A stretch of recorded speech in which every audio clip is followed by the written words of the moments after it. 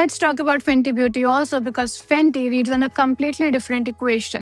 The sell-side indications place LVMH stake at somewhere between 1.5 to 2.5 billion euros. Now that is not an aggregator valuation at all. It is a valuation that assumes Fenty still has cultural cachet, and crucially, the cachet lives partly with the founder herself. The buyer for that asset is anyone who believes celebrity-anchored brands can compound when the celebrity remains active.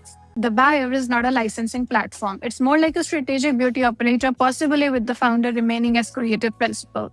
Different sale, different category of buyer, different thesis. So what exactly is the industry telling us at this point of time? Step back from an individual brand and the broader signal becomes clearer. The luxury industry is going through a sorting that the boom years must.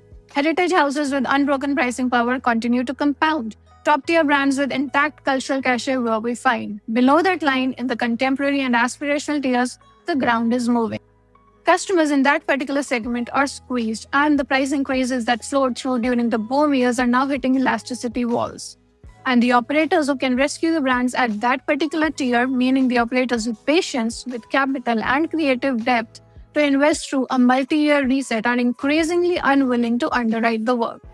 And that's why we are saying that when the best operator in the industry, for us that is LVMH, moves from buyer to seller, it's not because they have lost confidence in luxury. They have not.